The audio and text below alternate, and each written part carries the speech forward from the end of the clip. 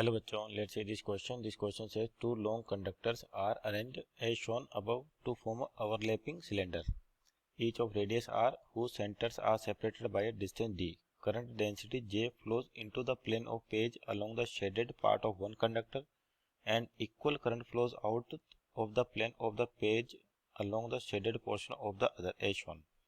What are the magnitude and direction of magnetic field at point A? तो देखिए आपके पास यहाँ पर बात करें कि ए पर मैग्नेटिक फील्ड चाहिए अपने को। और एक आपके पास क्या है, कंडक्टिंग वायर्स है, पहले के अंदर करंट बाहर जा रहा है, दूसरे में इनसाइड जा रहा है, तो इसकी वजह से ए पर। और यहाँ पर वैक्यूम है, इसका मतलब कोई भी फील्ड नहीं है। तो सबसे पहले तो की कॉन्सेप्ट की बात करें कि यहाँ पर किसी भी पॉइंट पर अपने को मैग्नेटिक फील्ड चाहिए, तो की कॉन्सेप्ट क्या लगेगा आपके पास, ampere circuital law. Ampere's circuital law, ampere's circuital law. तो ये क्या कहता है, जैसे यहाँ पर देखिए, मान लो पहले सिलेंडर को ले जिसमें करंट बाहर की ओर फ्लो कर रहा है, तो ये हो गया आपके पास करंट मान ली इस तरीके से आई। और जो ए पॉइंट है यहाँ से dy2 डिस्टेंस पर है आपके पास, कितने पर, dy2 पर। तो क्या क्या अपने dy2 का एक एम्पियर लूप बनाया यहाँ पर, कि जैसे यहाँ पर आपके पास dy2 जो पॉइंट ए है, तो यहाँ पर क्या क्या अपने एक एम्पियर लूप बनाया। और वो कौन सा, इस प्रकार से आपका एम्पियर लूप,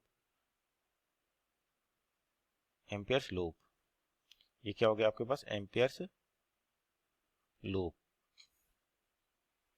तो एम्पियर सर्किटल लॉ के अकॉर्डिंग क्या होता है, integral B dot D L. और कौन सा integral, line integral. Line integral of B dot D L equal to mu naught I in. और आई इन क्या होता है कि इस एम्पियर लूप के अंदर कितना करंट इनक्लोज है, हालांकि पूरा का पूरा करंट आपका दिख रहा होगा इसी के अंदर है।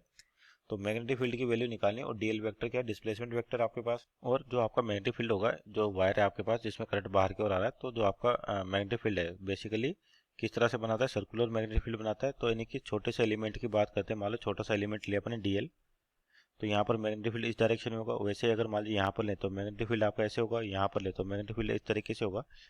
तो आपके पास जो मैग्नेटिक फील्ड है उसको जो होती है आपके पास वायर की वजह से कैसी बनती है, सर्कुलर।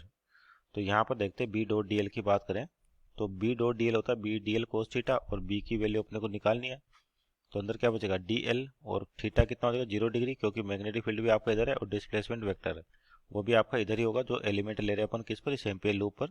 तो कोस 0 हो जाएगा 1। तो केवल क्या बचेगा, B D L equal to mu naught I in. और आई इन कैसे निकालें, आपको करंट डेंसिटी जे दे रखी है, ये क्या वैल्यू होती है, करंट अपॉन एरिया।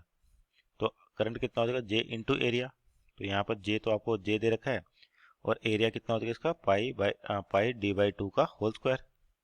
तो एम्पियर लूप है, इसकी रेडियस कितनी, डी बाई टू, तो एरिया हो जाएगा पाई आर स्क्वायर।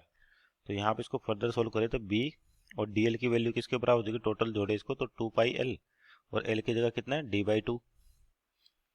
तो ये हो गया आपके पास magnetic field mu naught J pi D square by 4।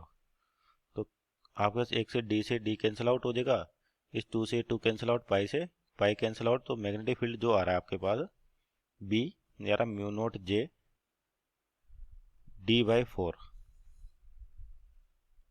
और इसकी वजह से जो आपका मैग्नेटिक फील्ड आया, तो यहाँ पर जो डायरेक्शन होगी आपके पास वो कितनी हो जाएगी, म्यू नोट जे डी, और किधर मिलेगा अपने को, अलोंग वाई एक्सिस, यानी कि क्या लिख सकते हैं, पॉजिटिव वाई एक्सिस के अलोंग आपका मैग्नेटिक फील्ड होगा यहाँ पर। तो ये तो हो गया पहले सिलेंडर का। दूसरे सिलेंडर की बात करते हैं, जिसकी करंट डेंसिटी क्या हो जाएगी, माइनस जे, ऑपोजिट डायरेक्शन में करंट फ्लो हो रहा है इसलिए। तो यहाँ पर देखें तो ये भी सिमिलर आपके पास आइडेंटिकल केस है, सेम टू सेम इसी तरीके से है। ये डिस्टेंस कितनी हो जाएगी, डी बाई टू हो जाएगा आपके पास सेंटर से, और डी बाई टू हो जाएगा। तो जो मैग्नेटिक फील्ड आएगा सिमेट्रिक है, तो मैग्नेटिक फील्ड की value same to same mu naught J D by 4 आएगी। और यहाँ पे जो करंट अंदर की ओर है, तो इसका मतलब आपका मैग्नेटिक फील्ड होगा जो यहाँ पर, जो मैग्नेटिक फील्ड होगा वो भी कैसे होगा, वाई डायरेक्शन में होगा। किस डायरेक्शन में आएगा, क्योंकि यहाँ पर भी एम्पियर लूप लें, और करंट आपका ऐसे एम्पियर लूप ले, डिस्प्लेसमेंट वेक्टर लें, तो आपके पास फिर से मैग्नेटिक फील्ड और जो डिस्प्लेसमेंट वेक्टर है उसके बीच में एंगल 0 डिग्री। तो आपका हमारे सेकंड सिलेंडर की वजह से मैग्नेटिक फील्ड लिखे बी, इसको बी1 कहें। और उसी तरह से सेकंड सिलेंडर के लिए मान लीजिए बी2 कहें, तो बी2 की वैल्यू कितनी आएगी, सेम ये आएगी mu naught J D by 4। और ये भी किधर आ रहा है आपके पास, वाई डायरेक्शन में। और यहाँ पे भी जो डायरेक्शन के लिए वैल्यूज लिखी है अपने, जो पहले सिलेंडर के लिए क्या सेम उसी तरीके से दूसरे सिलेंडर के लिए भी, क्योंकि जो एम्पियर लूप है आपके पास इस तरीके से बन रहा है, और यहाँ पे करंट है अंदर की ओर है, तो ये डिस्टेंस डी बाई टू है सही। तो आपके पास सारी चीज़ें क्या होंगी, सेम आएंगी। तो मैग्नेटिक फील्ड भी कितना आएगा, म्यू नॉट जे d/4 और डायरेक्शन देखे तो ये भी कितनी आएगी y, तो नेट मैग्नेटिक फील्ड की जो वैल्यू हो जाएगी बी नेट, तो दोनों को जोड़ दे अपन, तो 2 times of mu naught J d/4, तो कितना बचेगा ये म्यू नॉट जे d/2, और जो फाइनल डायरेक्शन आएगी ये भी कौन सी आएगी, y एक्सिस आएगी आपके पास, पॉजिटिव y एक्सिस।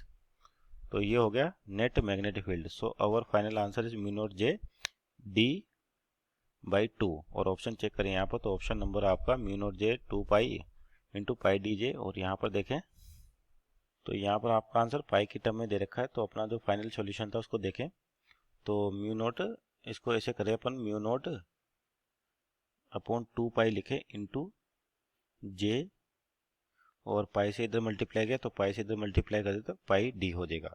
तो ये नेट मैग्नेटिक फील्ड आएगा इन टर्म्स ऑफ पाई, और ये भी कौन सा वाई एक्सिस पे, तो चेक करें अब ऑप्शन आपके पास यहाँ पर, तो म्यू नॉट अपॉन 2 पाई पाई डी जे एन मीन्स और पॉजिटिव वाई एक्सिस, यानी कि option number A is our right answer. Hope you understood well, best of luck.